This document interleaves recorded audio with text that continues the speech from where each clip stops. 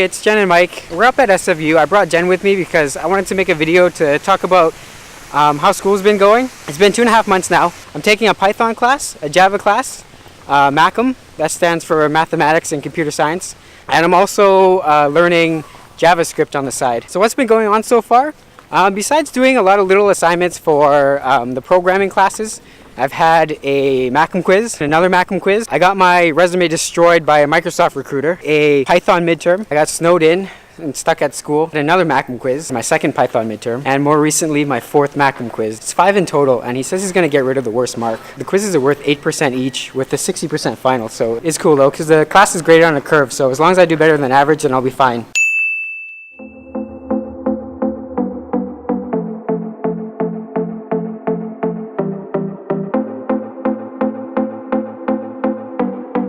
Classes are going pretty well.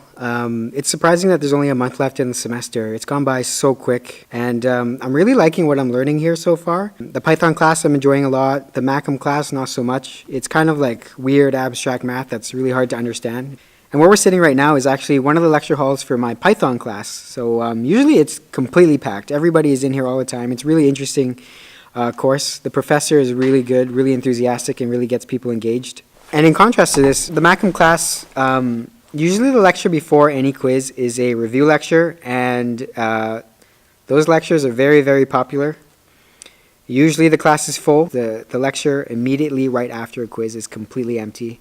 There's like maybe 30, 40 students out of the 160, I think, that are registered for the class. As a student, you're supposed to study, like the rule of thumb is to study 3 hours for every credit hour. You're supposed to be studying anywhere from between 9 to 12 hours. And then if you compare that, I guess if you compare that to a 40-hour work week, it's not that bad. But it's really hard sometimes, especially when you're reading really dry and boring textbooks, like the MACM textbook. This is a new lecture hall. I am not a professor.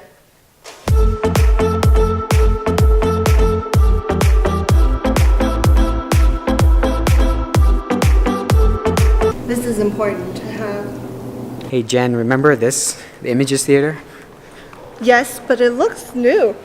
So this is the theater where we and a couple of our friends had our first university class. Oh, the inside still looks the same. So this is where our first university class was, Psychology 101. Psychology was awful. I would never take psychology again. It's okay. It was awful. Okay, so the first semester was over and we did psychology and I didn't really like it. So then what do we do the next semester? Psychology 102? Yeah. First time I went to university was basically because everybody else was doing it. Like that's what you did after high school. I didn't know what I wanted to do the first 2 years, so I was just taking random courses. Like I said earlier, we took psychology, I took geology, geography, what else? Earth sciences. Now I'm back and I know exactly what I want to do. The hardest part, I think, right now is some of the courses that I took before. I don't have to retake again for the second degree, but there are certain classes that I kind of have to relearn. I can't retake them because they count as a redo. So a good example is Calculus 1. I took Calc 1 in 2008. Calc 2 is required. I could technically go straight to Calculus 2, but it's probably not a good idea because it's been so long since I took Calc 1. I've forgotten everything basically. It's probably better that I take a refresher course, so I'm going to audit Calc 1 again or sit in the lectures next semester. This used to be like a little ghetto convenience store. It's changed a lot actually. There used to be just like metal racks and aisles filled with chips and instant noodles and pop and things, but they have a Menchie's now. Some of the new things at school are like how lectures are taught and how students are learning now. A lot of the material, even the textbooks, are like PDF form or online. There's a lot of new restaurants here. A lot of the restaurants have been replaced. The Cornerstone has been like completely developed. That entire area actually, like there's a lot more buildings there now. They're either residents or homes, because it seems like a lot more people are living up here. There's an elementary school. You're not necessarily just students living up here now. It's families and people. Yeah, a lot more people up here. It's more residential.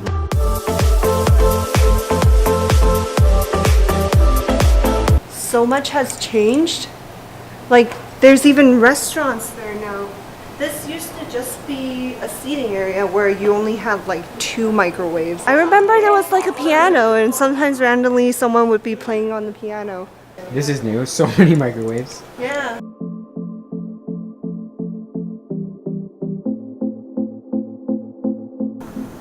What happened to the fish? They're all gone.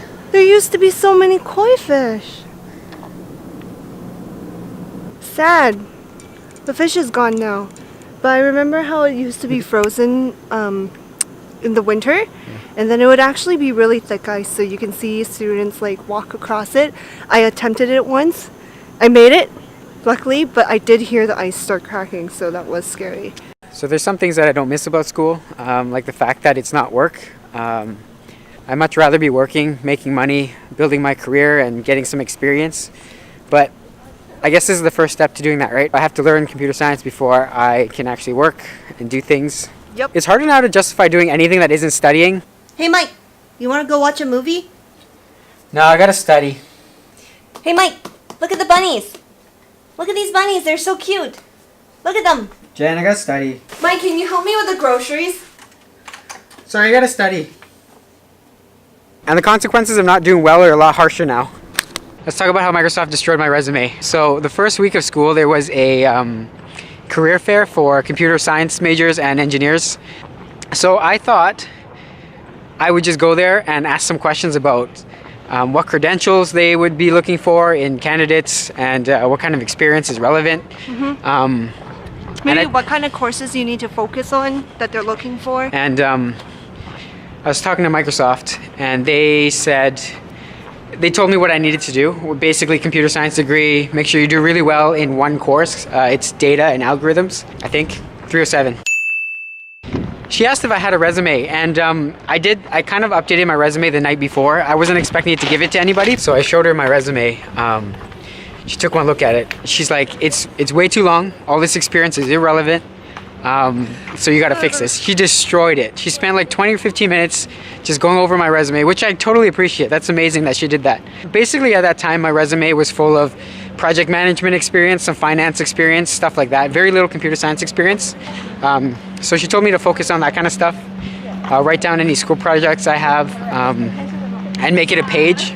So yeah, she kept my resume anyways, and I really doubt I'm gonna hear back from them, but that was a good experience. Intel was a lot nicer about it. They were like, oh, this is good. We hire really anybody and we teach them on the job. I feel like that's more useful though. So she's actually spending time to critique and guide you more in the sense that she's making you focus on certain things Right. like that course. So the other thing is that she was looking for a software developer specifically, right? So she's looking for something specific in the resume, whereas, you know, I was all over the place and didn't have any software engineering stuff. This is a Starbucks now. It used to be called Renaissance Cafe, which is kind of like the only cafe that SFU ever had. There was Tim Hortons in the West Mall Center, and there's still a Renaissance Cafe in 2 locations. They're both in the AQ. And a Miniso. That's so cute. All these buildings are brand new. Well, not brand new. I don't know when they were built, but they were built after we left. I remember they were still digging the area out. Yeah. Like And the parking lots are past this building, but they're like all full of buildings too.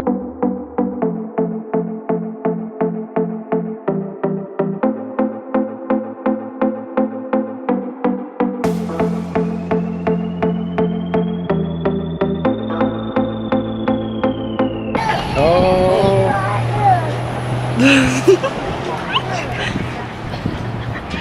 Kid almost walked into us and kept coming at us, so we didn't know what to do, so we had to move out of the way.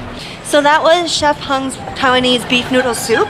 There's the same restaurant. Where's that? There's the same restaurant in Aberdeen and Richmond as well. So all of these are new buildings down here on the left side, and they all used to be parking lots. Yeah, I used to park down there where that building is. So yeah, that's kind of how school's going for me right now and how I've been doing. It's been good.